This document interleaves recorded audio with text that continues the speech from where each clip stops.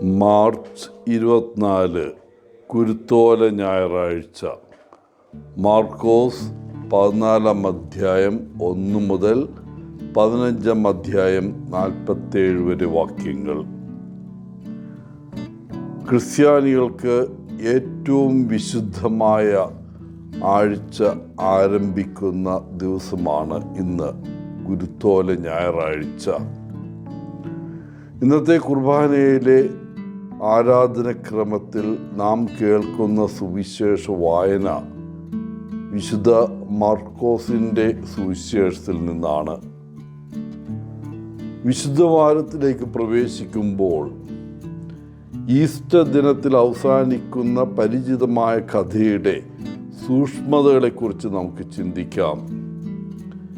ഈ ആഴ്ചയിലെ ഓരോ ദിവസത്തെയും, ഓരോ കഥാസന്ദർഭത്തിൻ്റെയും, ഓരോ കഥാപാത്രത്തിൻ്റെയും കാഴ്ച നമുക്ക് നഷ്ടപ്പെടുത്തരുത്.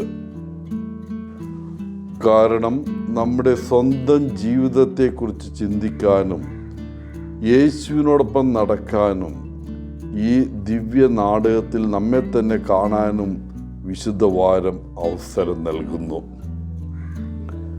ശിഷ്യന്മാരോടൊപ്പം ഇരിക്കുന്ന യേശുവിനെ തൈലം പൂശുന്ന സ്ത്രീയിൽ നാം നമ്മെ തന്നെ കാണുന്നുണ്ടോ?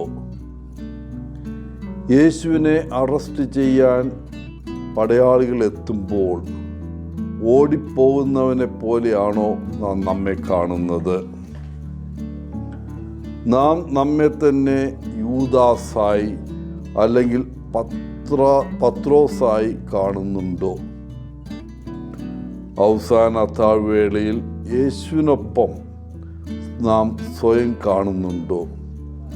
അവൻ തൻ്റെ ജനവുമായി ഒരു പുതിയ ഉടമ്പടി സ്ഥാപിക്കുകയാണെന്ന് മനസ്സിലാക്കുവാനുള്ള വിശ്വാസത്തോടെ പങ്കെടുത്തുകൊണ്ട് നന്ദിയുടെ ഉടമ്പടി, ഒരു യൂക്കറിസ്റ്റിക് ഉടമ്പടിയിലാണ് എന്ന് നാം ചിന്തിക്കുന്നുണ്ടോ?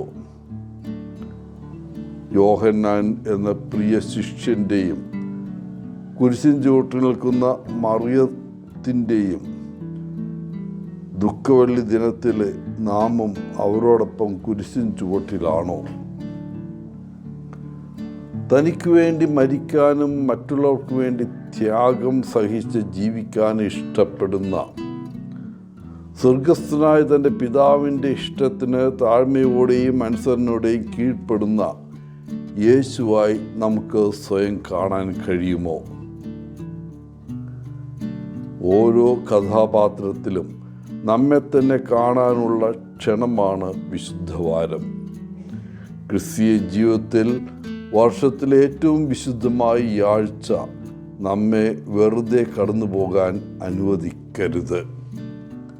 പ്രിയപ്പെട്ടവരെ, കുരിശിൻ്റെ സഹനമില്ലാതെ ഉയർപ്പില്ല.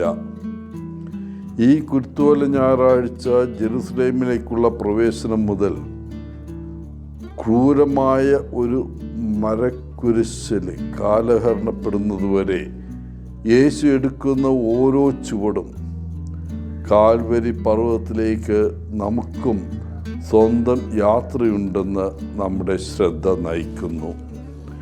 എല്ലാവർക്കും നല്ല ഒരു വിശുദ്ധ ദിനം ആശംസിച്ചുകൊണ്ട് ഒത്തിരി സ്നേഹത്തോടെ പോള